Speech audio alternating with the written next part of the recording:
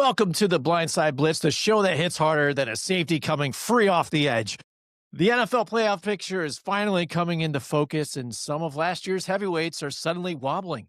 The Lions, the Chiefs, the Ravens, they're all staring at the bracket from the wrong side of the glass as the postseason race heats up. We're breaking down who's slipping, who's surging, who's about to make a fourth quarter push for their season. And also, we can't ignore the Brown situation after two brutal two-point conversion misfires. Is Kevin Stefanski's coaching job over? Is he coaching for his job right now? Or is this just a momentarily misread at the line? We'll dive into all of it. Strap up, buckle in. It's time to kick this thing off. All right, what's going on, everybody? Welcome to another episode of Blind Side Blitz, and there's my co-host, Mr. Joe DeCapito. What's going on, Blitz Nation? Are you ready to talk some football? Because my oh my, have things changed in 1 week. We got playoff seeding, moving up, moving down. I mean, it's absolute chaos. We're going to cover that for you guys, and we got so many other topics. Jim, how the hell have you been? I've been better. I've been better. Today was a rough day, but, I'm looking forward to that tonight and how we're, going to talk about some football and break some things down. So I'm excited. Let's get right into it, Joe. So we had some exciting games that, again, towards the end of this season, a lot of these matchups are individual between the divisions and really have a lot on the line that really means something. I know Thursday's matchup, it didn't disappoint either. We got the Lions and the Cowboys here. Cowboys trying to get back into it, but the Lions, again, at home, played with some fire. Here we go. Again, just when you were asking questions, Amon-Ra St. Brown injured, but decides to play too. And it seems like now teams have to kind of figure out their identity, right, and move forward. Some of these teams that are kind of wavering right now, I think they still don't know what their identity is. You look at the Philadelphia Eagles, they can't figure it out for some reason, even though they're returning champions, right? Top 5 quarterback. Right. Yeah. And then look at even the Lions, what they're doing. The Ravens right now, what they're doing. So a lot of these teams from last season, looking on the outside, looking in at some of this fresh blood up in here. So it's getting very interesting. So let's talk first about the teams, I guess, on the outside looking in. Let's take a look at the Lions again. Last week, they win against the Dallas Cowboys in a tough one here, but the Lions really kind of put it to them. It seemed like the Cowboys, too, weren't getting on the same page with George Pickens. One of the first times we've seen him kind of look like he quit on his team this year, right? You know what? It looks like it, right? It looks like, things just aren't going well for them at all. Yeah. I mean, absolutely. So, I mean, if you look at the Lions schedule moving forward, though, too, it doesn't get easy, right? I mean, some of them are going to be tough. That Bears matchup at the end of the season, that could have serious implications here because the way that division is playing out, you got the Bears and the Packers right there. Packers just overtook them here to lead the division right now. But you've got the Rams next week that the Lions have to face now in Los Angeles, where the Rams do actually bring some fans there. It's not like the Chargers here, where last night we're watching the game and there's all Philly fans, and they still have that one Asian token Charger fan shows up. They bring her. Not hard, man. Fuck even knows her. It's like she's the Taylor Swift for the Chargers. Like they always gotta put the camera on her because she's absolutely an emphatic fan, and they love to see it. The only fan that they have at home. But you saw the Eagles, yes, it was kind of like surprisingly, honestly, Jim, it was kind of more like 50-50 in that stadium. It seems like they are gaining fans because they are right there for the playoff hunt. They're still doing their due diligence now. They got a big matchup coming up against the Chiefs. They could literally knock the Chiefs out of playoff contention if they win that game. Yeah, absolutely. But getting back to the Lions again, they've got the Rams to play there. The Steelers, who again, after you're having rumors or people forcing, fans going crazy, they want to see Mike Tomlin out. They're already talking to NFL, analysts are already saying, well, where's the landing spot for Mike Tomlin now? He could go to the Giants. It's like, this is funny how things happen in that week to week. And I love Aaron Rodgers, right? They hate Aaron Rodgers. The media hates him stuff, but I love this guy just because he says what's on his mind nonstop, like no filter. Oh, yeah. And it's true. I love it. So when he comes out and says, you guys, you want to shut the F up now? It's like you guys need something to talk about. I love it. But you've got the Steelers, the Rams, the Vikings, and then the Chicago Bears here to fill out the last couple games here for the Lions. So it's not going to be exactly easy. I could see them beating Vikings here, even though Vikings really played hard in this last game. I didn't really see that coming out of this team, but who they haven't showed us anything like that at all this whole season. It seemed like they heard our broadcast last week, the little bit that I was on, and we're like, wow, yeah, we do have to run the ball efficiently. We do need Jordan Mason to step up. We do need JJ McCarthy to get it out to these weapons. But it's gonna be a long road here for the Lions to try and make the cut. Yeah, it's definitely a tough stretch of schedule to kind of finish up and try to get your way back, move your way, wiggle your way back into the playoffs. But again, this is a team that if they can continue to play like they did, against the Cowboys and surprise some people, and I still am a little concerned. I'm still concerned about Dan Campbell. I don't know how much more that's going to affect them with these other matchups that they're going to have that are much tougher. They're going to have to grind through. But I'll tell you right now, what I saw out of the Lions is a never die attitude. I saw Mhm. this is the Detroit Lions that I was, foreseeing in week one, that I thought down the stretch of the season, they would already handily have the division in their grasp. But that hasn't happened. It's been a very up and down season for everybody. And it seems to change week to week. With Detroit now, they have to continue the momentum. We said that they needed to get that first win back and get the train back on the tracks. Let's see what they can do now. Now they have a little bit of momentum. Let's see if they can ride that wave right down to the end of the season. Yeah, absolutely. But it's going to be a rough road for to get there. As far as the other teams, again, the Cowboys, Panthers, Vikings up in this race. Again, I think with their losses all last week, really was it for all of them. Except for the Vikings won, but they got a 1% chance. There's no No, absolute way they're making this one at all. So no. that brings us to, the NFC and looking at their playoff hunt, right? You got the Bears still in it. They dropped 6 spots here in that playoff picture because that 1v1 here with the Packers, though, like I said, that makes a difference because once you're winning that division, that leapfrogs you in there, and then you're no longer one of those lower seeds that are a playoff, a wild card team. But they've got a tough road ahead of them too moving forward. But the Bears, again, they showed last week that, again, true running game and defense is that team.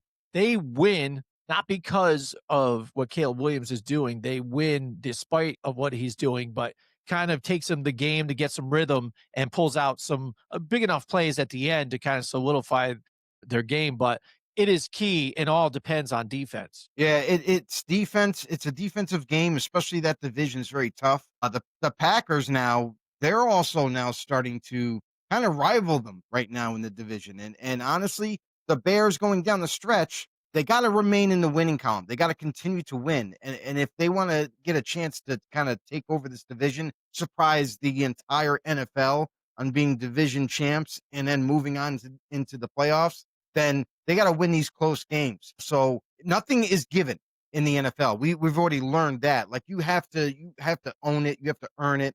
And some of these teams, even at this point in the season, we're just not seeing that. We're not seeing any one team taking the torch and just literally running through opponents and not having to worry about these close playoff races or whatnot. So Bears are they're in the same kind of situation where, like, again, they still have to continue to prove themselves. Caleb Williams still has to get better every single week.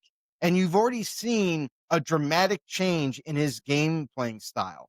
You've seen a guy that went from, you look at last year to this year, it's like night and day now. Yes, does he Yeah. still do sometimes? Every once in a while, he'll hold the ball on a little bit too longer, or he'll run around the pocket, and then, but it's different now. It's like Yeah. he might still make those minor mistakes from time to time, but he's also making the better decisions from time to time. Now it's just a matter of being more consistent, especially when you're chasing the playoffs. Yeah. Yeah. One key thing is not running backwards when the rush comes, right? Running around and trying to make forward progress, not running back. That happens a lot. Yeah, yeah, but some throws again.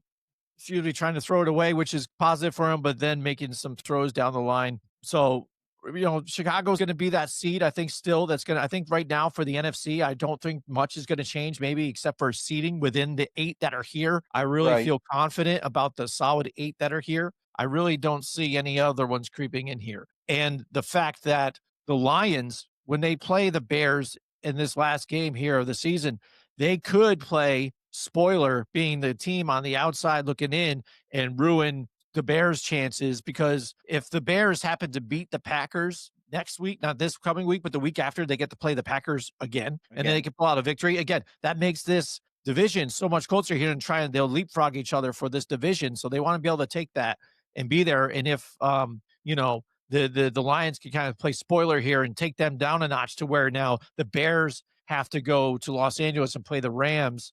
It's going to be a tougher out here for the Bears. Yeah, and that's the thing is like right now they are not leading the division. Green Bay's in the lead. They're Right. 9-3 Right. and 1. So Mhm.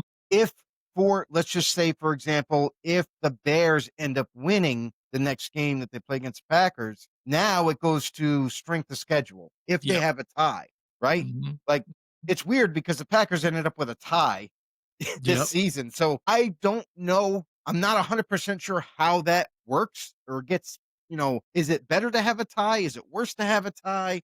It's a weird gray area. So Mhm. I'll let the NFL officials figure all that out. But Scary. again, yeah, yeah, we let them handle scheduling, but Uh, they'll figure all that stuff out. But you're right. Like this is a division that is still up for grabs. The Detroit Lions now look like they have a reason to continue to play. You know what I mean?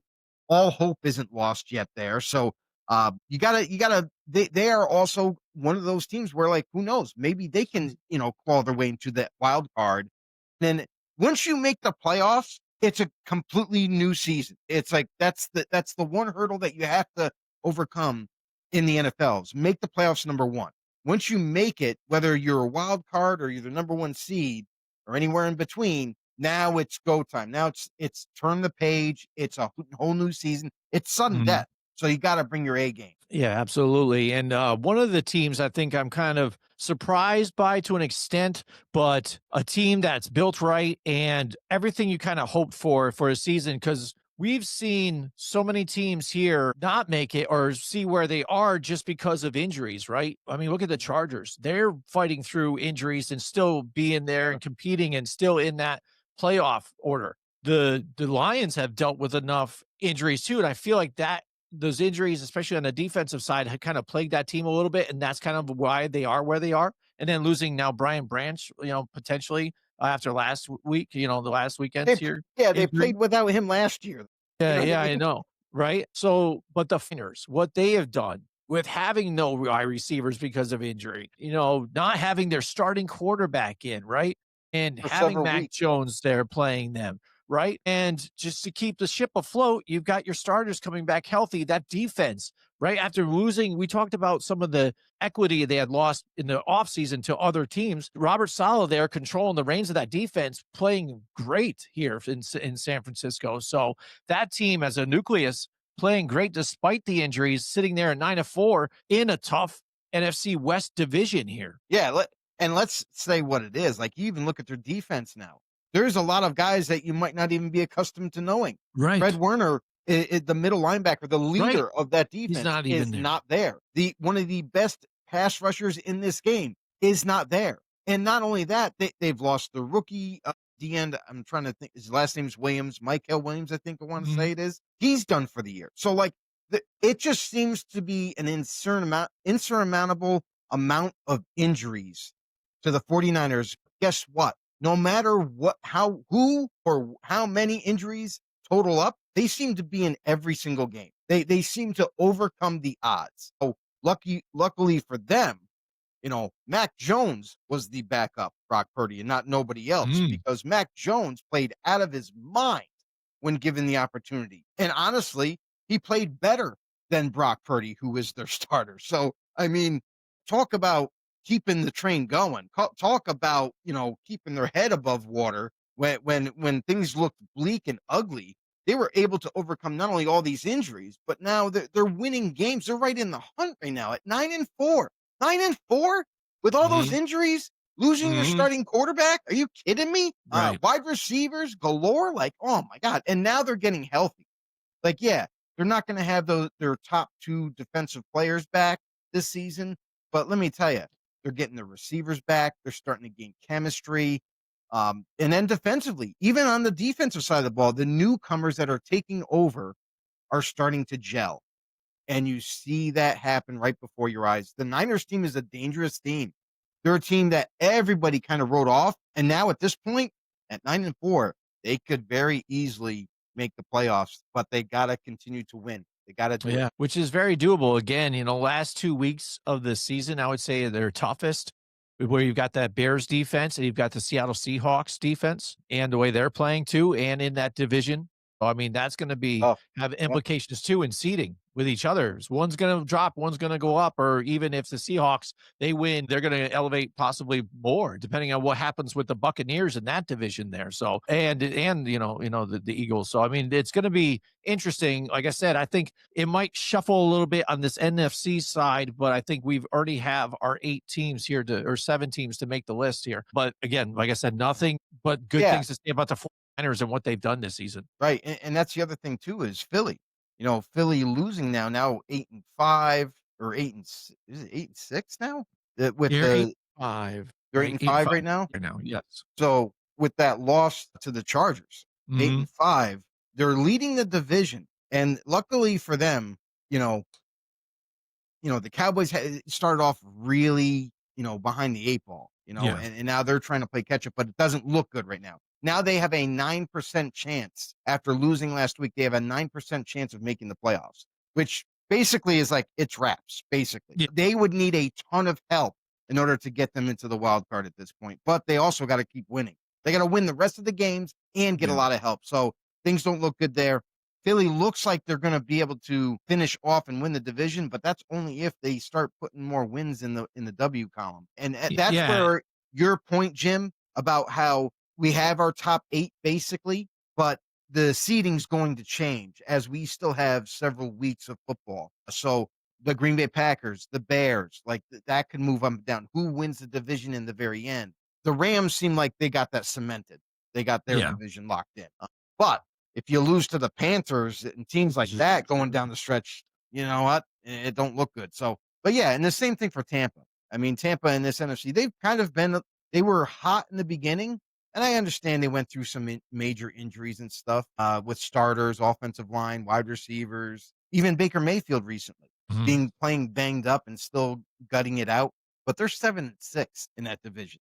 That to me is not you can't be comfortable with that. So they got to handle business as well. Yeah, absolutely. So the Seattle Seahawks, their remaining schedule is they have I just saw it here too. I mean, they have where the heck did it go? Oh well.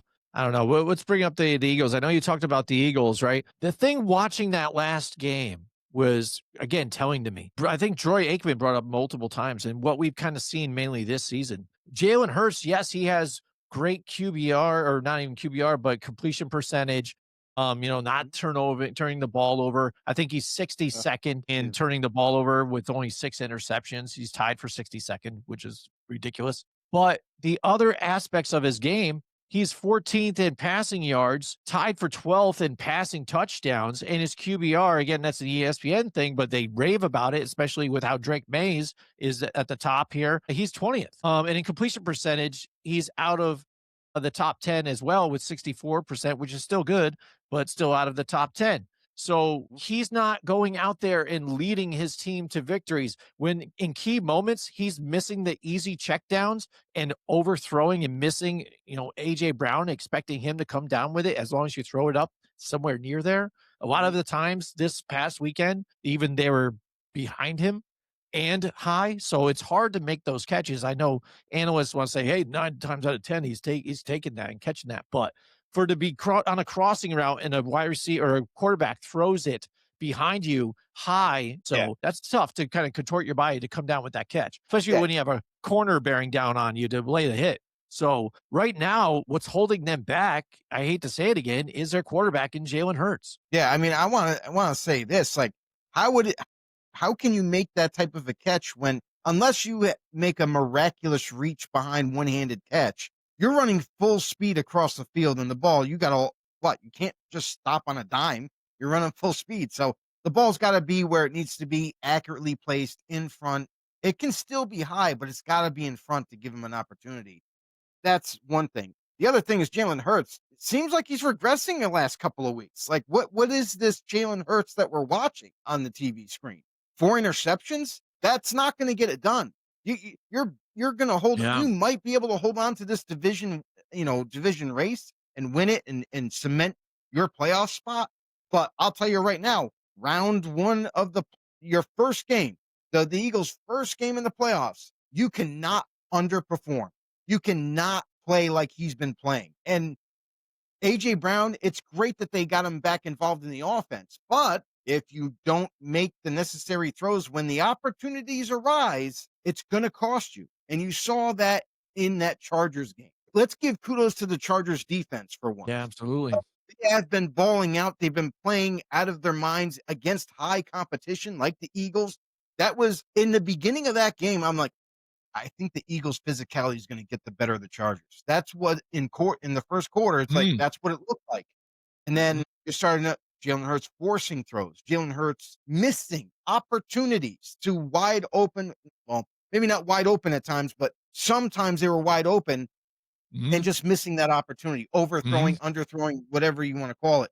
But then you look at this defense as well for the Eagles. They showed glimpses of being a juggernaut in that game, but then also they got had on quite a few plays. So again, it seems like this team is very inconsistent right now.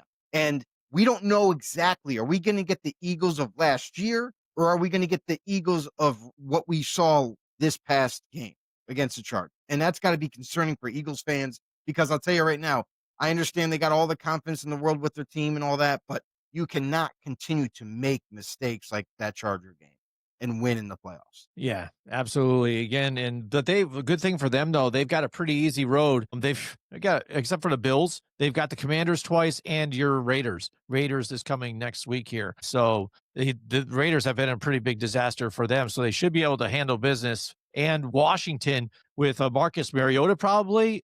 That's one thing. I know we're going to talk about injuries in a little bit, but again, I question the idea to bring Jaden Daniels back this season, at least at this point right now. You're not fighting for the division or Yeah. anything right now. He was coming back in banged up, like, with a Yeah. dislocated elbow. Yeah, I'm going to give it a Yeah. try. And Yeah. one, he played terribly, probably because of the injury, it. And then he's getting hurt more. So what is the point? Again, you talk about players putting themselves into danger and trying to prove toughness and stuff like that, protect the players. But this is, again, one of those things where protect the player from themselves. As a coach, you cannot say, I'm going to send him out there, yeah, because he might put us in the best chance to win. Right now, winning doesn't matter right now. Let's see what Marcus Mariota does. And he's actually been controlling the team fairly well. The problem is the defense. The defense isn't playing good. So keep your quarterback out of it and fix your defense. Instead, Jaden Daniels goes out there, plays like garbage, getting hit and injured again, where you can hurt him for further seasons. So I question the chance or the choice by Dan Campbell or Dan Dan Quinn Quinn. to put Jaden Daniels in on that one. But now moving forward for the Eagles, if they've got a Marcus Mariota though too as well, I don't see them being very afraid of them too. So they've got it pretty easy out here to lock in this division here to where the Cowboys aren't going to make a run at all on them. Mr. Dan Campbell and the Washington Commanders. What the hell are you thinking? Honestly. Jaden Daniels, you're 3 and Da- 10. Yep.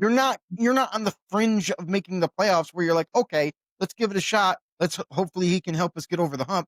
No, it's just it's a terrible coaching decision. Makes no sense why you would do that. So not only did you put your players in harm, your Jaden Daniels, you put him in harm's way, but now you got him re-injured on top of it. Yes, he has a whole off season to heal up and be ready for next season, but this is just not being smart at all. So for the Washington Commanders, salut, c'est la vie. It's over. The party's over. The season's over. Just protect the starters that you have. Prepare them for next season. You got to gear up in the offseason. You got to get the defense right, like Jim mentioned. And you also got to get this offense right as well, because it can't just be Terry McLaurin or bust. Yeah, absolutely. And we're talking about the playoff picture right now. We're on the NFC, how it could be shaken up right now. I think all the teams that are in it right now, the top 7 here, are going to be here when it's all said and done, but it's going to shift. And one of those Right. teams, I think for now also is that's gonna be the Seattle Seahawks, right? Because 'Cause they've got kind of a tough questioning, I guess, remainder of their season too as well. We talked about them playing the Niners and how important that last game could be in seeding, within even the division, but not only that, but the playoffs, because right now, currently, the Seahawks are the 5th seed, the Mhm. 49ers are the 6th. Mhm. The Colts, again, losing their quarterback, that's big there too, and I think they're on the downtick. They're gonna be they're out of the playoffs right now, and I don't think they're gonna creep back in, to be honest with you.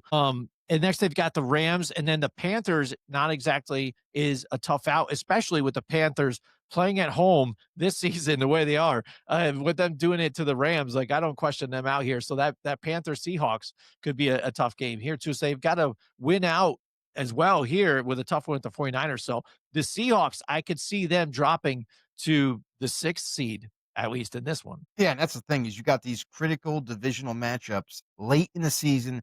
Thank you, NFL schedulers, for doing this because this makes it more exciting.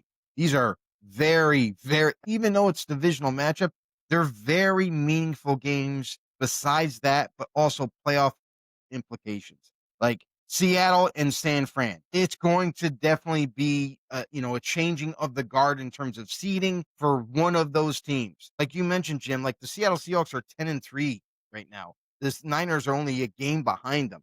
So that could be the deciding factor, Mhm. at the end of the season where maybe they leapfrog Seattle.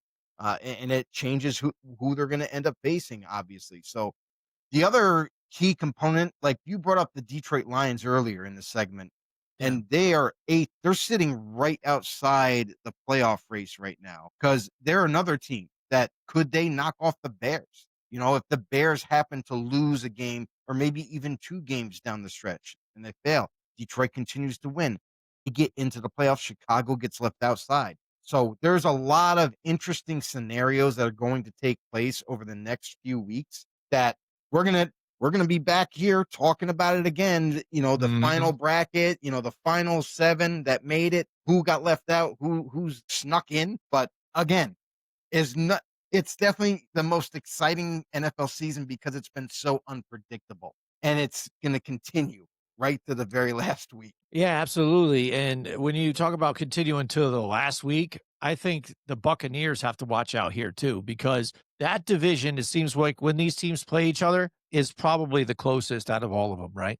We know that these divisional matchups are pretty tight for the most part and stuff, but it could go anybody's way in this freaking NFC South. And we just saw it with the Saints. Saints played hard. And let me tell you right now, Tyler Shuck looks like he's their guy for the quarterback position right now. He's making some good plays, especially with his legs. And it's early. Again, he's got some growing pains too as well. He's not made outstanding stuff, but you could see kind of something there for themselves and for the Saints. But to pull off a victory here against the Bucks, who right now, again, they've got the Panthers nipping at their heels. And the last 3 weeks of their season, they've got to play the Falcons. Luckily, they'll be home for that one, but they play the Panthers twice. So implications in both of those games to where the Panthers are really high right there, right, nipping on their heels to They could try play and get spoiler. into this one. So they could play spoiler, or if they lose both of those, then maybe I am wrong.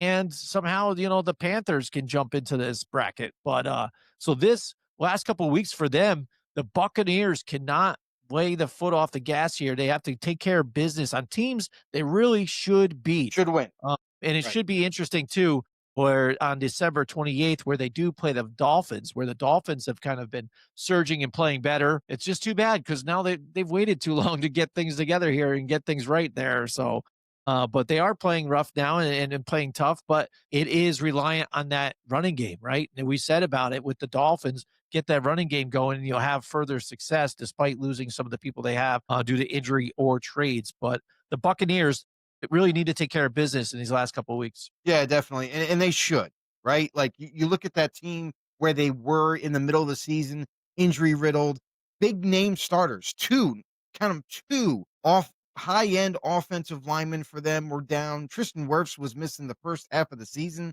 and then he ends up coming back in late. Gedeke, he got severely injured. Looked like almost it looked actually on the field, it looked like it was, season ending, and good luck for the Tampa Bay Buccaneers, but he was able to come back. Now he's back in the lineup. And now you're starting to see this receiving core get healthier.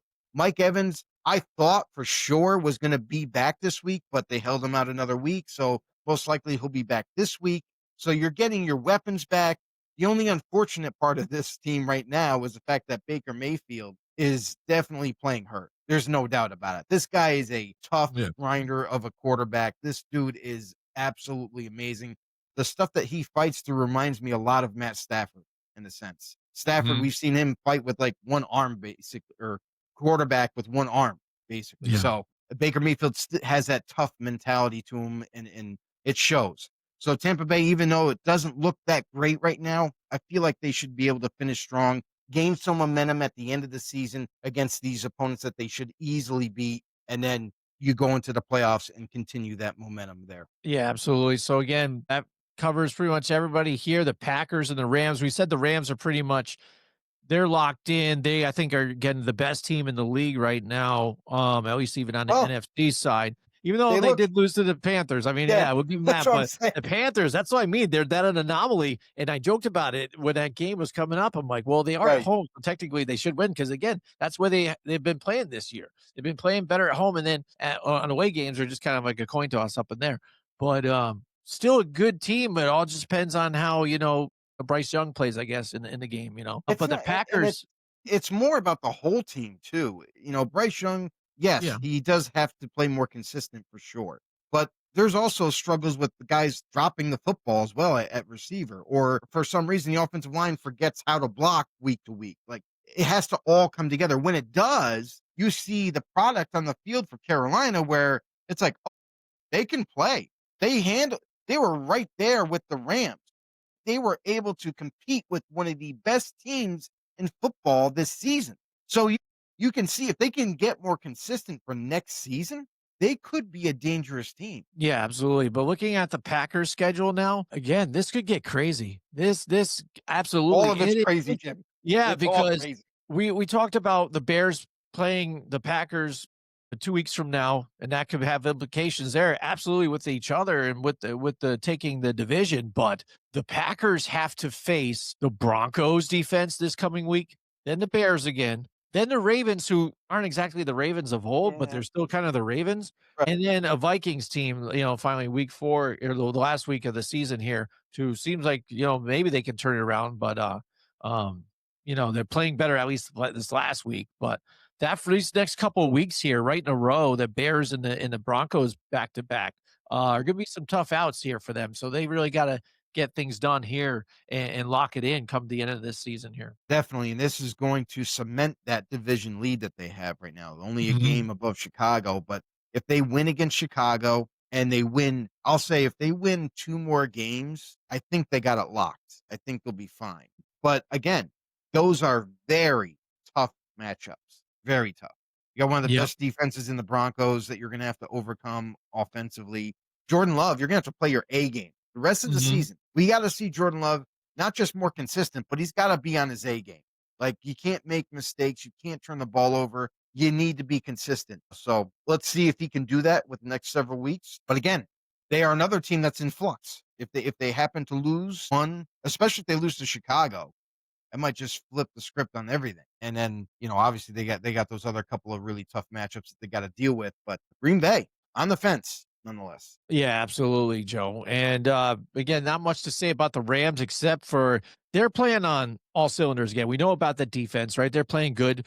Puka Nakua, when we talked about top 5 wide receivers or whatever, a handful, and again, I said he's probably number one in my book. We weren't ranking 1 through 5. We just put the Right. mix together. These are the top, but it is clear what he's doing in this league. And hey, I mean, I get Jackson Smith and Jigba, what he's doing as well, too, but some of the plays he made even this past weekend are crazy.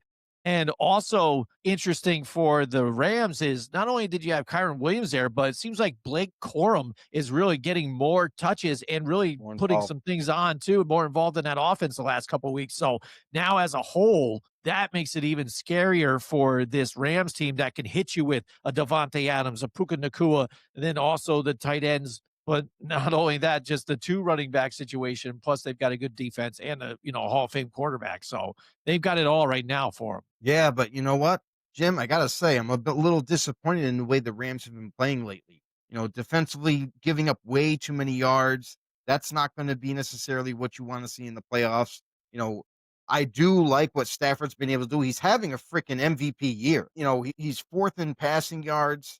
He's got a great completion percentage. I think he's first in the league right now. And then you look at just the way he handles any given situation. I mean, the guy has ice in his veins. I get it. He has weapons to throw to. He has Devontae Adams, obviously Puka Nakua, and you got that running game. And it's all well and good, but he still is playing so good at his age. It's almost like he's playing like he's 25 again. But yeah, you gotta like what you see with the Rams right now. But they definitely gotta iron out some wrinkles as they gotta get some momentum somehow before the playoffs do get here, so that way they can take that and remain running on all cylinders and kind of basically just being able to be like the best seed and get that buys. Uh, but yeah, I like what I see from the Rams. Absolutely, I would like to see the defense start to make some more impressive plays. Like Mhm. I feel like they were great pretty much all season, and then like it almost seems like as we're getting in the latter stages of the season, it's almost they're not really letting up. It just seems like they're giving up more than they should. All right, let's move on to the AFC side where I think is more intriguing. Where I mean, that's where we are looking at teams like the Colts, who started off red hot, but then kind of has gotten colder and colder. But now Daniel Jones injured, now out for the season with an Achilles injury, so that dampens their hopes of anything. But the Chiefs, right? That's the story. 11% chance of making the playoffs. The Ravens sitting there on the outside looking in at 6 and 7, 3% chance of making it to the playoffs. And both teams not looking like the teams of old, the teams that were dominating offenses, tough defense, something that, especially with the Ravens side, with the Chiefs expected to take a little bit of a downtick, they were primed to be that upcoming team here to kind of just solidify themselves. Hey, the Chiefs are kind of on the way. Nobody really fears them. We just got to contend with the Buffalo Bills, right? But even they're having their issues, right? So the Chiefs in a tight game that they needed to win at home, which I thought they were going to win this game when they could have. They could have. They. What happened to Harrison Butker, by the way, too? When did he stop, figuring out how to kick? He's missed so many kicks this year. I can't believe it. He used to be money every single time, and he's just missed a bunch this season. It And happens to the best of those the kickers. Chiefs not getting the luck of the draw with the referees, because I will say, and I'm not on the Chiefs side, but they were getting a lot of penalties called against them in this past game, which I thought was compelling. And injuries on that offensive line were telling in this game as well, and still avoiding the run game. Just did not run at all. Well, I mean, here's the thing: as far as the referees go, how's it feel, Kansas City? When you got all those penalties mounted up against you, and whether they're legit or not. I mean, this is the type of thing that other teams were complaining about, and it almost seems like now that Kansas City is not the golden child of the NFL anymore this year, it seems like now the NFL's like, oh, you know what? Screw those guys. It just something weird about it, right? Like it just Mhm. seems like now that the tide has changed and the NFL's like, we don't really need to help these guys anymore. They're on their way out anyway. So, but again, we're that's part of the NFL anyway. Like some teams, you get screwed in some games, and the refereeing is so terrible that it's just like, well, we could point the blame at them, but nothing's going to change. So here we are, Kansas City, 6 and 7 on the verge of being knocked out of the playoffs, and it could happen this week. They lose one more game, and then they are done. There's just no way around it. They could be eliminated if the Chargers beat the Chiefs. So, and that's the other thing too. This team has not played very well. It's not the same Chiefs team, even though it's pretty much got the same personnel. They got Mhm. Juju back this year. Rashee Rice. It took him some time to come back to the roster, to the lineup. Obviously Pacheco got hurt, but now he's back. So it's like there's no more excuses. Like you got your number one receiver in Rashee Rice. Guess what happened? Not much changed. Like I don't think it's a coaching problem. I think it's a player execution problem. I think we've seen the worst of Patrick Mahomes this year, and it's reflected on the offense. He's missed opportunities. He's overthrown guys. He's Mhm. underthrown it. before. He's been a little bit more inaccurate this season in particular, to the point where like it stalls drives, and then it's all on the defense, right? Then the Chiefs defense has to somehow, some way get the ball back for them. This is not the way the Chiefs normally win. They normally take the lead early, keep the lead all throughout the game, and then make a wider, point margin and decimate a team. So very different team. It's not the same. And honestly, this could very well be the year where we don't see Kansas City at all in the playoffs. Yeah, it's tough, and you could see it, and you could see it on their faces, right? I don't think I've ever seen Travis Kelsey on the sideline look the way he did. Didn't he look completely destroyed, like diminished? Like he's looking at his It's like hands, like someone shot his dog. yeah, he was. Like, He looked so down in the dumps, like they had already like that was it. He gave up after that. Like he's like, we're done. and I, It just hit him there. It just hit him yeah, there. It was just crazy, and he's done. He's done. You know what I mean? That's just it. I think he was just seeing it all come to fruition here. So his career flashing in front of his eyes. Clear catches that he normally would have made that he just right. dropped. When Mahomes needed him as his dump off, there he is, and he didn't pay off. And that's the And problem too. right. Key moments to where Mahomes, that's his traditional dump off guy to make it happen and move it. He wasn't there for him. And that's the one thing I will say about Patrick Mahomes this year. It's not that he isn't trying and he's getting to some of these guys. He just can't rely on anybody. They're unreliable. Not and even Travis Kelsey this year. Travis Kelce, I will say this: could this be it for him? Could he be retiring after this Oh, season? absolutely. Because Mhm. it's contract year. Yes. Like last year, everyone was wondering in the offseason, is he going to retire now? Is he coming back for one more run? And he came back, but now, like maybe Jim, that was part of that emotion. Mhm. Maybe he was like, my last year in the league, I've been thinking about retirement. Like, there's no doubt about it. He was definitely thinking about retiring last season, but saw that they had the team, they had still the same kind of players that he could come back and maybe they make that run. But now, after last week, when the Chiefs lost, and they knew they lost, like right, like that's why you saw him sitting the way he was, having that emotion on his face, like he was. Could he be thinking right now, like, you know what, it might not be worth it. I'm not going to even attempt to come back.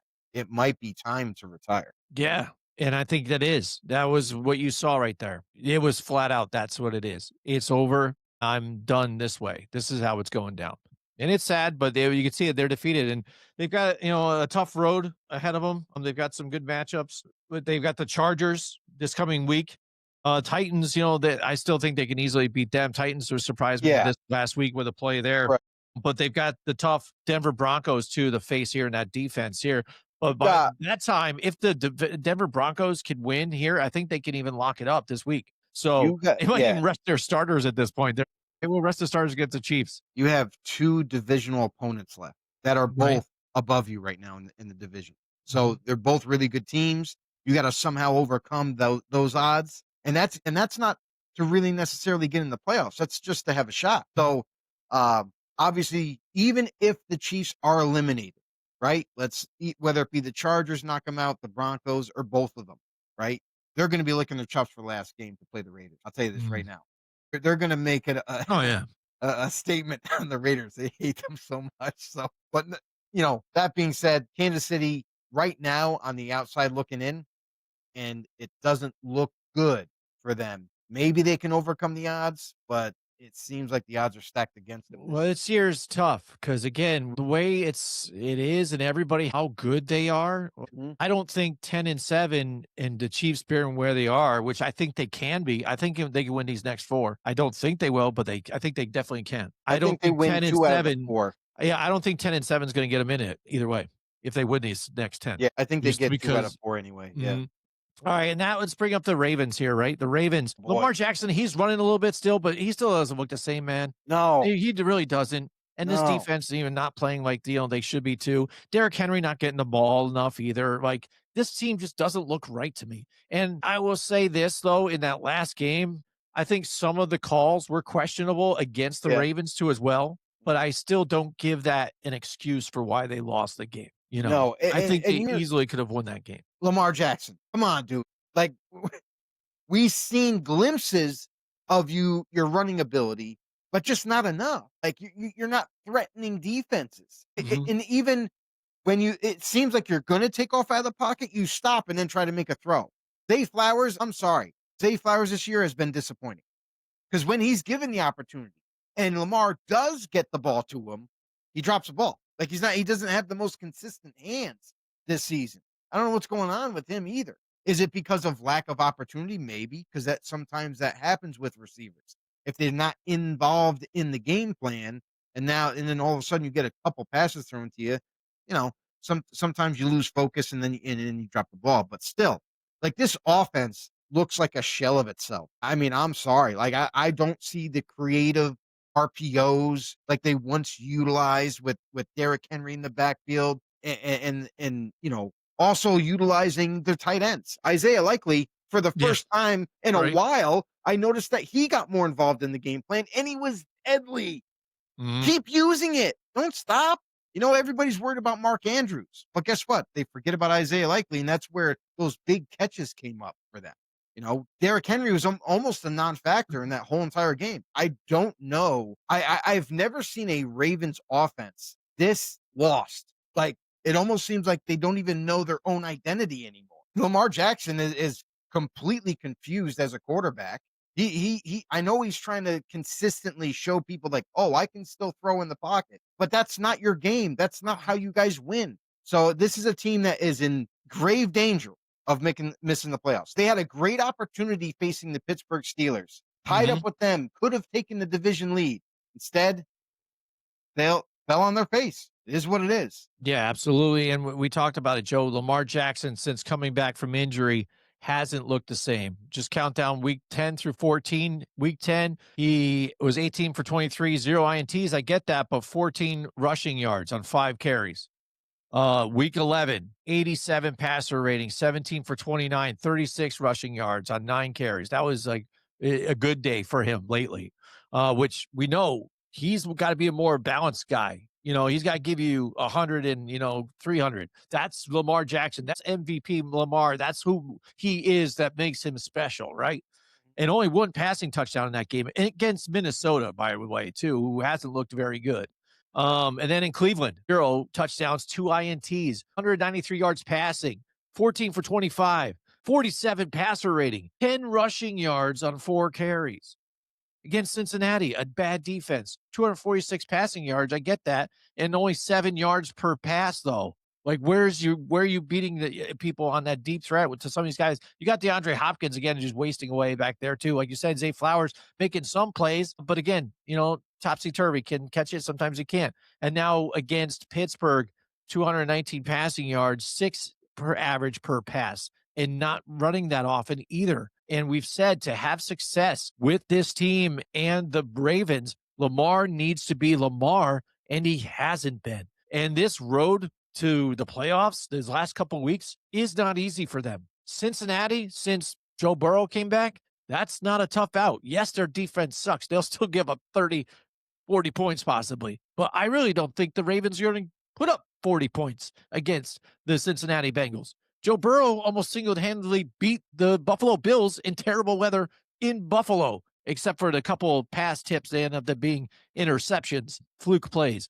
But after the Bengals, they've got the Patriots, the Packers, and then the Steelers again last week. It is not an easy road for the Ravens, and we might have seen just basically the end and that last loss against the Steelers of the Ravens making any kind of push towards the playoffs here. Yeah, I think they're going to end up either losing 2 out of the 3 or all 3. I mean, and it's one of these things where like, and not for nothing, but like, kudos to the Bengals defense. I mean, they have been playing definitely way better than when you look back to the beginning of the year. They're definitely starting to gel. Good for them. But the Ravens, this is a huge disappointment to all Ravens fans. I know the hype was high on them before week 1 got here. Like we even thought like, oh, it's going to be the same old Ravens. They're going to have a great defense. They're going to have an offense that's tough to stop. They're going to run the clock out, score points, and that's how they're going to win. And lately, it's not the same. It's just not working out the same. The offense doesn't look anything like it used to. And then the defense is even struggling on top of that. So, man, I don't like what I see from the Ravens. I don't. And honestly, like I do believe that after losing to Pittsburgh, they lost all that momentum that they had built up. And I think now that they're gonna be missing the playoffs. Mhm.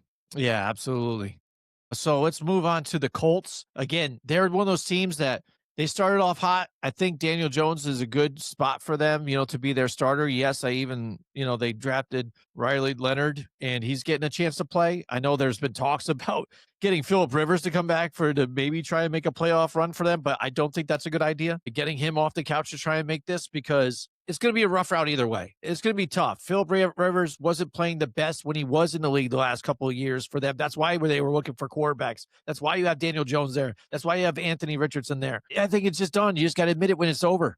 Your quarterback went down. He already had the fibula injury. Now he's got an Achilles injury. He's done. He knew it. He's slamming the helmet down. And now I think you just got to see what Leonard has. See what you have in that quarterback. See what you can do moving forward with him. See what he brings so that potentially if Daniel Jones is just your bridge quarterback at this point and you've got this kid here and you could move on from Anthony Richardson, something. But that's where I think just you are right now because if you look at the Colts remaining schedule, they've got the Seahawks, then the 49ers, then the Jags again, and then you've got the Texans. Two divisional rivals here to where they're whooping right now, especially the Jags the way they are right now. And you've got the tough defense of the 49ers and the Seahawks right here. So it is a long uphill run for them. And I don't think Philip Rivers is the answer for the Colts. The fat lady might have just sung for Mm. the Colts because here's the thing, Jim. Riley is out. He's got injured last game. He's not coming back. He's probably done for the season. So they had to turn somewhere. And obviously, Anthony Richardson, everyone's like, oh, well, they're going to just put Anthony Richardson, activate him, bring him back, and everything's copacetic, right? No, they have made the decision to not even bring Anthony Richardson back. That tells you everything you need to know about his future in Indianapolis. He's done. They've Mm. made that decision. They're not even going to bring him back for a potential playoff run. And so they turn their sights to Philip Rivers, who's 44 years old, who hasn't played football in quite some time. And Mm. he's coming off the couch, much like Joe Flacco, and they're hoping for the same kind of success story where Philip Rivers comes back, they make a playoff run, and who knows how far they can go with him. But here's the thing: is I understand why they targeted Philip Rivers in the first place because he used to be in Indianapolis before he retired. He did quarterback for the Colts, so Mm. there's some familiarity there to where they're like, hey, you know what? Last ditch effort. Let's bring in Philip Rivers. He just has to game manage. We're not going to ask everything out of him. Kind of like Daniel Jones. Daniel Jones played at a much higher level, but he wasn't the guy that had to make all the plays. They're hoping that Philip Rivers coming in, managing the game. They did sign him today, by the way. So he's going to be in the lineup. He's going to learn as much of the offense as he can.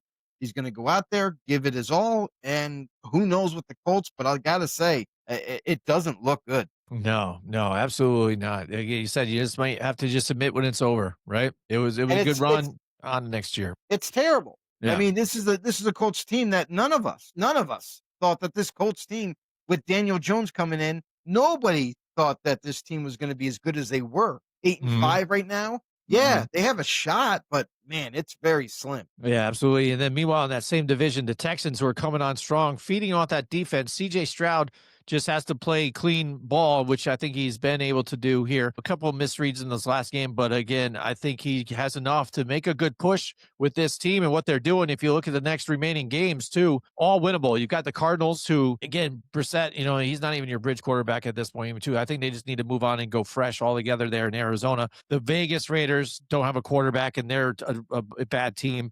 The Chargers, who, how healthy is Justin Herbert going to be at that point, too, in 3 weeks from now?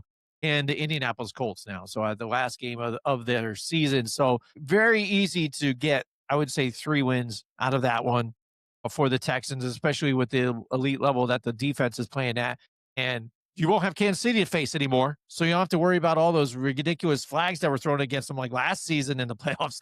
Moving forward, I think the Texans coming in at, I would say, not the 7th seed, but if they could sneak into that 6th seed area, that could be very scary. And they could move up farther because they are only a game away from the Jacksonville Jaguars to Mhm, take over that division. So sky's the limit for Houston, because if mhm. the Jaguars happen to lose a game, leaving the door cracked open, and the Texans are able to capitalize on the next few games, they could be sitting pretty in the division, bettering their seeding and playoff hopes. So the Texans is interesting to me. This is a team that is getting hot at the right time in the season, Mhm. right towards the end. They have one of the best, if not the best, statistical defense right now in the NFL. They are playing out of their minds against any opponent that they go up against.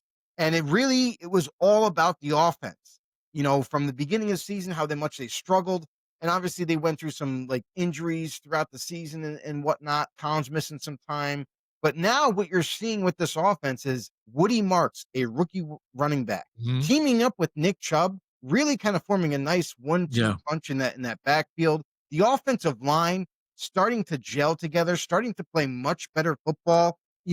Keeping a pocket, for CJ Stroud longer than what they were before, Mhm. opening up Yeah. rushing lanes more than they were before. And then also you're getting some help from a rookie wide receiver by the name of Jaden Higgins, who's playing opposite Nico Collins. So even though it was basically like the Nico Collins show this past week, but I gotta say, everything is working out for them right now at the perfect time, and they are playing very well. Stroud now 100% healthy. You can see the difference in that offense. I gotta tell you, this is one of the hottest teams going down the stretch. If they're able to finish off and win the last remaining games, they could be sitting pretty with the division win and or lead. And we'll see what happens with the Jaguars at that point. Oh, definitely. Because I mean, if you're looking at the Texans, like I said, they're scary right now. I have more trust in CJ Stroud and that defense to push further than I do with Bo Nix and their defense moving forward, especially with the defense of the Broncos. And I know Patrick Surtain's one of the best in the league and stuff, but they've had pass interference called multiple times this year. Like they're near the top. I don't know exactly the ranking, but I know it was even said on the broadcast one of the most called defenses for pass interference, and a lot of it is Patrick Surtain. But I think the Texans are one of those scary teams, getting hot right at the right spot. Defense wins championships. They're playing at an elite level, and you've got a quarterback that's more than a game manager, and it's young who can really make some plays with that double-headed running attack. So watch out for the Texans, absolutely. Then that brings us to the Bills, right? The Bills, who were the league's darlings. Everybody said this is their year, right? Here they are, Right. and they're not even winning their division. It's the No. Patriots. And again, they almost coughed another one up at home to where the weather was there. I was like, this is it. This is the chance that they have to win this, to do it. You're playing a defense of the Bengals who give up, ridiculous amounts of points, 40 plus points every year or every week. This is the time. But just run the ball efficiently because it's going to be that type of a game. And they started a little bit, but not enough. And to where, again, you're looking at Josh Allen having to make the plays for them. If Josh Allen is not Josh Allen, they're not going to win. And those interceptions that the defense got, yes, I mean, again, he's even jumping to try to make a Mhm. deflection or whatever, stuff like that. But Mhm. it's not the real reason they even won that game. I mean, give me a break. I mean, it's luck that you were able to get Joe Burrow in those positions here. So they're lucky to come out of there with a win. But I mean, they've got a bit of a road ahead of them too because they've got to play the Patriots this week. So that's big to try and make up a game on them this week. Then the Browns defense isn't exactly terrible. The team is altogether, but even with Shador Sanders right now, they're He's giving him a making some spark. plays. They're giving them that little bit of a spark. And then the Eagles, 3 weeks from now, and then finally finishing off with the New York Jets, who seems like they're kind of playing better, but I don't expect them to beat the Bills, but No. the Bills got to kind of take care of business, and it's going to be a rough. They kind of put themselves in a bit of a hole here. They definitely have, we kind of foresaw this, Jim, early in the season before the season even started. We complained about how the lack of a playmaking wide receiver wasn't on the roster. That we talked about how before the trade deadline they didn't pull off any trades to add to that weaponry. They just don't have a playmaking guy to go to. I get it. Khalil Shakir is a very good receiver for them, yes, but he's a slot receiver. He's a move the chains type of guy. And although there are from time to time he makes an explosive play, it's just not enough because Josh Allen, he's the only go-to guy that he has that he can rely on. Keon Coleman is a flash in the pan. They missed on that draft pick. It's point blank and period. They need to move Keon Coleman to the slot, maybe even put Khalil Shakir on the outside, do something different. But the fact that they didn't make any moves before trade deadline to further impact this offense and make it better. And now they still, all the pressure's on Josh Allen. Why is it still all on Josh Allen? James Cook fumbled twice in this past game. Twice he Mhm, fumbled. He lost mhm. a critical fumble. And that honestly, this team, unless Josh Allen plays out of his mind, isn't going to get the wins. It's not happening. I'm sorry, Buffalo fans, but it's the truth is the truth. And your defense, sometimes it plays great, most of the time it doesn't. Even though you have some talent on that side of the ball, it's disappointing to watch. I have a hard time watching Buffalo unless Josh Allen is having a freak game because he's the most exciting thing happening in Buffalo. Yeah, yeah, I mean, not only did he take over the city and say, "Hey, you know, we put all that whole city, you know, as part of him," but it is literally the It town, is the just city, him. the team, like, it's just they might as well just change the name of Buffalo just to Josh Allen Town, right? Right. Because it's everything. He is everything, right? That commercial for driving. What do you think about that? It's everything. Yeah, that's what it is. So, but this is what you were talking about, and a Sean McDermott led team, and your defense isn't very good, right? That's the weakest Mhm. spot of your team, ranking around 30th in yards per attempt and terrible. And on rush defense, you know what I mean? Passing defense still not very good either. Uh turnovers, you name it. Like you said, if Josh Is it Allen's not being spectacular, they're is it not time going for Sean places. McDermott to get And fired? it could be. We could be He's had a talking lot of hot time takes there. pretty soon. Had a lot Absolutely. of time, had years to turn. And if he didn't have Josh Allen, he would already been fired because this team Hmm. wouldn't have won games. Like Absolutely. with his Yeah. leadership, I'm sorry, but you're not getting over the hump. He got the team to be a contender for playoffs for numerous years, but we're just you're not getting over the hump. You're not even being able to make it to the Super Bowl. I mean, Right. maybe time is up for on him. Yeah, you had that window where the Patriots weren't good, and now look at they've got Vrabel, and here they are back. They They caught caught up up real already. quick. Yep. All right. So yeah, it's gonna be a tough road. Like I said, I mentioned some of the teams they have to face. It's gonna be rough here for Buffalo. But again, I still think they're gonna be in the playoffs, but seeding's gonna be up and down. But how dangerous could that be, you know, with the Buffalo Bills if they're in kind of a middle seed? But if they're towards the end, I mean, Bills against the say we'll say even the Well, Patriots they're again, but even if they face the Broncos, I don't know if they come out be of a there with tough that game. win, you know, because Be a it's tough gonna be game. tough against that defense. Right now, Absolutely, they're when you've wild got card. this. Yep, They are on the edge of being on out the edge. already. So All right, so that brings us to the Chargers again, and this is an interesting team. It's like I look at the Chargers and I'm like, how are they 9-4? Like, right, right, right.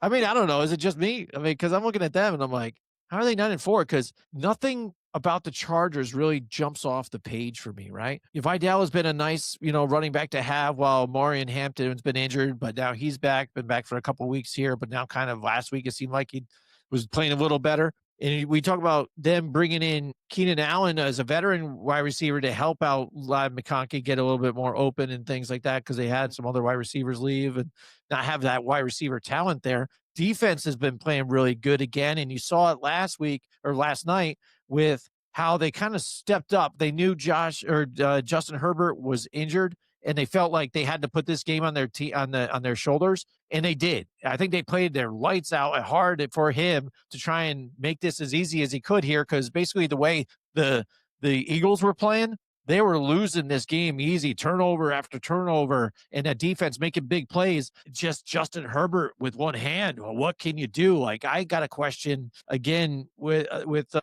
you know, the head coaching and Jim Harbaugh on this one too. I understand it's a tough game and the Chargers need to keep kind of winning, but an Eagles game where it was going to be tough, you got that defense coming after you. You got a surgery on this hand that just happened.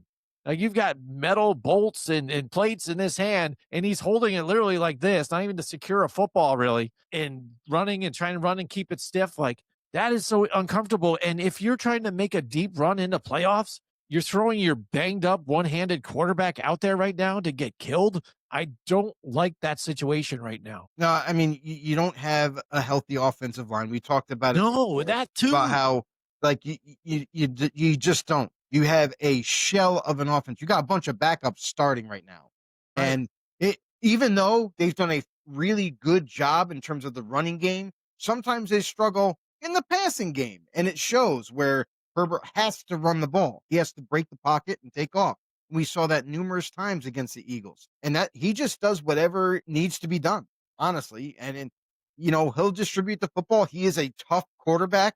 I mean, there's no doubt about it. He's, grinding it out and is there for his teammates and trying to get over the hump, lock in the playoffs. Can they do damage? Sure, but I just don't know how far they can actually go, even if they make the playoff, because of the lack of offensive line, because they got weapons. That's nice to Mhm. have.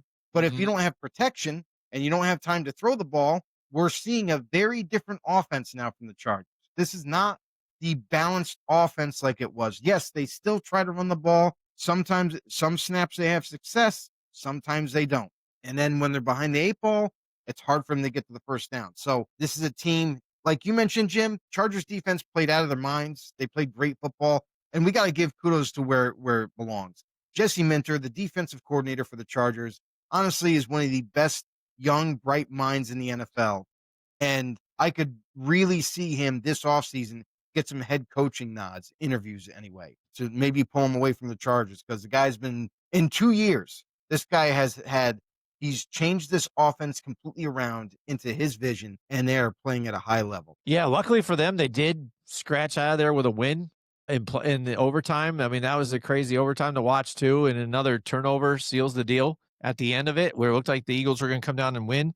But I mean, it's tough because for me, again, I'm thinking maybe he could take the week off and we could survive because this next long road for them, this is either one of the teams that's going to go to the last seed, or like you said, they could find themselves on the outside looking in, and potentially now the Ravens do have a shot, or the Chiefs might have this one shot. If they win out, this is the team they're probably replacing because they've got the Chiefs this week, then the Cowboys next week, then the week after that, the Texans, and then the Broncos after Oh, that. So oh, that's a tough not one. any easy outs at all, and you've got a No. banged up quarterback, banged up offensive line, who's a bunch of different names. Now they got Trevor Penning in there. The defense is playing tough, but you're going to bend until you break, probably, right? So Justin Herbert, you got to really ice that bad boy right now after that game and everything. You got a bit of a rest here because it's going to be tough. That Chiefs at home, in the Kingdom is going to be tough. Cowboys at home. Luckily, they've got the Texans, in LA, but that's a wash. And then the Broncos game is going to be in Denver. And lately, that stadium's been rocking too. It's been tough to win there. So it's a Yeah. tough road for the Chargers. So out of any of the teams too, to get bounced out of here, they're probably my most likely team to get bounced out of the playoffs. I mean, it's possible, that's for sure. That's a very tough ending of a schedule that to have to go through. They'll Hmm. probably be able to pull off a couple wins, and maybe that Hmm. might be enough to kind of cement them in the playoffs. But again, very tough hill to climb against every opponent. Right, right. And then the Steelers again now pulling off that victory, late here Against the in that Ravens. game against the Ravens. Luckily again, got not getting the Ravens how the Ravens normally are. You got this team back and forth week to week, looks like a different team. One team they look washed up, one game they look washed up, old, not playing very well. Mike Tomlin doesn't look like he's knowing what he's doing, just kind of watching the game as it plays, like, oh, didn't And it, happen, you know? I mean, I have to ask a question here. Like, with all this talk before the Ravens game, right? I feel like if the Ravens won that game, it wouldn't be just playoff implication. It would also be Mike Tomlin Mm. implication. Is it time to move on from him? Because there's been a lot of chatter. We've talked about it on the show about, is it time to move on from Tomlin? It seems like this guy keeps the team competitive, but can never make a major push in the playoffs, even when they make. So I don't know, man. This Steelers team, you're right, Jim. They're off and on. Sometimes they look great. Sometimes they look average at best. Is it going to be enough? Even if they are able to pull off and win this division, is it going to be enough in the playoffs to play the way they've been playing up and down every week in the playoffs? It's one of those things, man. Like, and what's the measuring stick for Mike Tomlin? Is it if he makes the playoffs, he's good, or is it if he makes the playoffs and loses in the first game that he's not good? Like, this is a guy who's been pretty consistent on winning for the most part for the Steelers. Pretty consistent on this Steelers team, never ending last in this division while he's been coaching. Mhm. So what's the measuring stick for this whole situation? Not just the Steelers' playoff hopes, but also Tomlin himself. Yeah, absolutely. And then looking further the next couple of weeks for them, they've got the Dolphins Monday Night Football coming up. Then they go to Detroit to play the Lions at home, and that one's going to be a tough one. Then they've got the Browns, which that's not an easy out either, too. These divisional matchups here. That defense, I feel, at the dog pound is going to play really tough here. Poor baby. And as Shador Sanders, who knows? Yeah, now you've got Shador this time. They didn't see Shador last time when they Right. played. And then the Ravens here, final game of the season, like you said too, game might have absolute implications on who is in or out at this point to take this division. The way if they keep trading blows, they're not going to have a record good enough to make a wild card team. They need to win the division. And that's where they are that's even why the Steelers are even in it right now, sitting there at 7-6 right now. 7-6, man. Yeah, yeah. So one of the weaker teams where you're just a head scratcher right now. So moving forward, it can be tough. This is probably the last hurrah for Mike Tomlin, right? If he does make this push, because again, you don't have Aaron Rodgers after this, right? That's the What are you going to do? thing is that Rodgers himself said that he could see himself come back and play next year. So he could, but to be fair, it's only because they are winning and because they have a chance to make the playoffs. If this season went the other way, where they just weren't going to make the playoffs, and despite Rodgers and what he's able to accomplish, then maybe Rodgers hangs it up and says, I'm all done. But because they are in this playoff run, because, there's a lot of confidence now in that locker room that Rodgers like, you know what? Maybe I'll come back again. Give it one more go. So we'll see how that all kind of unfolds. Yeah, for me, I think it's wild that Tomlin or Aaron Rodgers, I've never seen him look so much to the sideline than I have this season. Have you noticed that? Like he sometimes does and looks at he seems like after every play, looks to the sideline, says like something or kind of like a smirk, like, look at these guys or this and this, and I'm like, well, blah, or this and that, and like looking for approval or just kind of even like, I don't know. It just seems like look what I did sometimes, like this, just always looking over, like I got for you, coach. acceptance or something like that. It is very odd. I've never seen any other quarterback really do that, right? Yeah, it's very strange. After every play, he's got some kind of facial expression. And he loves that you're giving him attention, Jim. Yeah, no problem. Yeah, he knows it. He knows it. He loves me. All right, and we got Mr. William Del Pilar in the house with us tonight. He says it's time to move on unless they go deep. Tomlin has a second half swoon that goes back at least 5 years and has been one and done as well. He won with Cowers players in the front office, but hasn't been to the top of his own players in front office. That's the measuring stick. What's he done with his own players? Yeah. We talked about this too a couple weeks ago. Having a defensive mind, and I think we even talked about it with Broderick too. Having a defensive minded head coach is cool and everything too, as long as you have the right coordinators and things. And some people have looked at some of their coordinators, but he hasn't had really great coordinators there too, right? That they've actually moved on from a bunch of different ones that didn't work out with Ben Roethlisberger and certainly weren't going to work out with Aaron Rodgers. And that's why, Arthur Smith was the guy. Right. But even now, Aaron Rodgers saying, oh, you're supposed to go this way. And he went that way. I don't know. They were in the same room that we are. And I don't know why I saw it and he didn't see it. You know what I mean? What the hell? And we've seen he can't handle some players, it seems like. He does to an extent where you're keeping it under wraps, like the George Pickens things, and further on with it, AB, Antonio Brown. But look at what Pickens is doing for the Cowboys now. We weren't getting that in the Steelers area too. So if you can settle them down and still get the same production and still temper the, attitude or whatever and still get production, that's fine. But it seemed like I can't deal with this guy. He's got to go. AB, I can't deal with this guy. He's got to go. Well, what you notice is the fact that like you put George Pickens back with the Steelers, they didn't have a quarterback to get him the ball. And I'm going to be honest with you, they didn't have any other receivers besides him. So every game plan for the defense was double team George Pickens. We don't worry about the other guys. We'll just double team George Pickens, take him out of the game.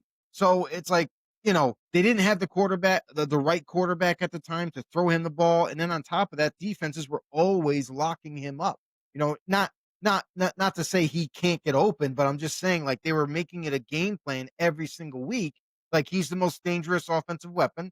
We're going to take him out, kind of like a Bill Belichick move. And that was that. So like, yeah, there were struggles with him there. And now that he's gone, he's went to a better offense, a guy who can get him the football, and the rest is history. But And has Steelers, CeeDee Lamb on the other side. this is Yep. one of those things with the Steelers that, again, William Del Pilar might be right. Maybe it is time to hang him up. Maybe it's time to make a change. I know the Steelers typically do not change coaches unless they absolutely have to, but this might be one that you want to make a change. Maybe that's what you need. You need a little bit of a shakeup here. You need a different philosophy or a different way to do things. Maybe you need to hire an offensive minded coach. Because Yeah. whether you stay with Rodgers or you move on from him, whatever the end result is, you're gonna have to draft a quarterback this year, at least next year. Like you gotta make that move to where you need to find the next future. When you find that next future quarterback, you need a good offensive minded guy to help him develop. Yeah. Yep, exactly. That's one thing they haven't found, either. All right, so, the Jags, the Patriots, and Broncos are left over. The Patriots, again, I think they're just They're playing sitting great pretty. all the way around. I They're mean, they're sitting sitting pretty. pretty. There's nothing shaky about them. They do play the Bills towards the end, And the but I think Broncos are they're in a sitting really pretty. good spot. And the Broncos as well. Again, like I said, they could cash it in this week. But intriguing team is the Jacksonville Jaguars, right, Joe? Yeah. Just kind of up and down throughout the season early on, but now they're on a winning Mhm. streak. And, Travis Hunter got in and getting hurt, so we thought maybe even they're like, oh man, maybe they're even done now too, because they were trying to force him the ball, on offense, and then he was playing the defensive side on certain times. Etienne has been really good in the running game for them as well. And it's all basically in how, Trevor Lawrence plays too. I feel Right. like he's a better quarterback too, as if he spreads out the running game too, and he can rush a little bit and try to keep, the sticks running that way. If it's not there, it's not there. Don't make the bonehead throw and just throw it anyways. Take off running a little bit with your legs and make some plays. They've got a Trevor Lo- pretty next couple of has games in the next coming weeks Hold too. on a second. Has Mhm. Trevor Lawrence now become the poor man's Lamar Jackson? Like he has to run defenses on their heels, and then when they're not looking, he throws the ball and can complete the pass. Like we've never seen Trevor Lawrence be able to take over a game just with passing. And I That's get it. true. Jacksonville's not a pass first offense. I understand all that.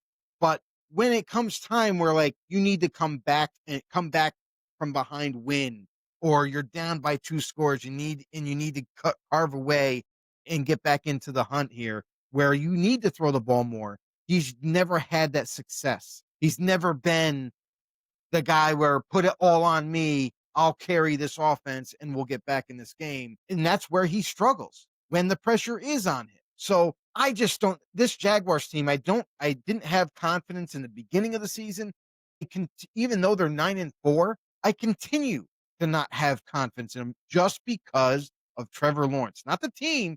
I like the defense. I like the couple of weapons now that they have at their disposal. Jacoby Myers in the trade, you know, Brian Thomas Jr. now getting healthy. He's back out there again. So maybe we'll see something different from Trevor Lawrence down the stretch, but maybe not. And if that's the case, I feel like this team, if they get one hiccup, maybe even 2 hiccups for the rest of the season, Houston can leapfrog them and get that division win, putting Jaguars in jeopardy of possibly missing the playoffs in the end. Yeah, I mean, and the key is, like you said, their defense. Their defense is getting takeaways early on in the season. They led the league with 13 takeaways in the first 4 games, upsetting the 49ers too as well, 26-20, and keeping teams to a lower average points allowed. I think they're on an average of just 18 points allowed per game in their hot start. Cooled down a little bit, but now they're back in again. The defense forcing turnovers and Trevor Lawrence not turning the ball over, efficiently running the ball, which has been Right. efficient for them.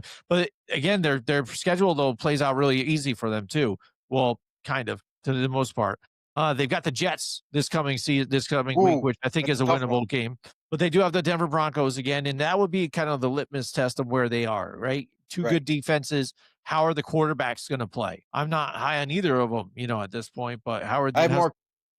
and the Indianapolis Colts and then the Titans finally at the end. So both teams that are in the division. So they're in the driver's seat. They're making a run here and they look good. But like Mhm. for you, this AFC playoff spot, there's a lot of fuzziness to it, a lot of question marks. I don't trust the Jags exactly. I don't trust the Steelers. I don't trust the Chargers because they're so banged up. And the Bills, it's Josh Allen or nothing. That's why I'm saying the Texans here are just jumping out at me like they're the contender to contend with the Patriots and the Broncos at this point, in my eyes. And they have a really legitimate shot. Yeah, I mean, it'll be tough. Like that'll be one hell of a playoff game. Imagine that, Patriots versus Texans, I just thing hope to it's that not like nature. the first game, like That would when be they have to come amazing. in and the knockout game. But That would yeah, be pretty cool. But yeah, again, absolutely. I really think no matter how the playoffs shake up, at the end, I feel like it's going to be some amazing playoff football. It's going to set the stage for some really good games and maybe even some surprise teams that end up making it. Versus last year where it was kind of like the same general teams that we saw, the year prior. So I like what's happening right now. I like the fact that this is all going down to the end. It's going to make it way more entertaining. Can't wait for some of these big time matchups that are happening in the next couple of weeks. So I gotta say, I'm excited for it. Absolutely, Joe. We're going to be talking about Kevin Stefanski in a little bit, but before that, Joe, why don't you tell everybody too one more time where they can find more episodes like the Blind Side Blitz here on Grumblings Media? Real simple, guys. It's absolutely free. We are not going to charge you guys because we love you guys so much.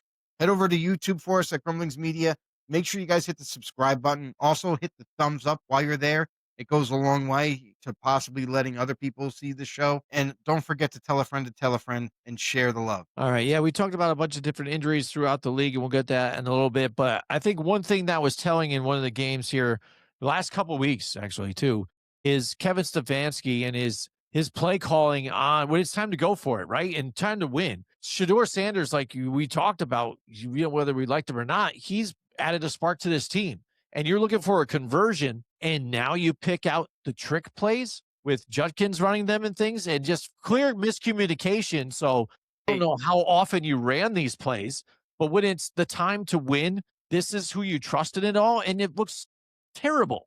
It's a clown circus out there. So if this is your planning here, I don't know. Is this the last straw for Kevin Stefanski? I know they stuck behind him and saying that he's their plan moving forward, but his record isn't very good with this team right now. it's not very good with this team, but it's also not very good with any quarterback that he's had underneath him.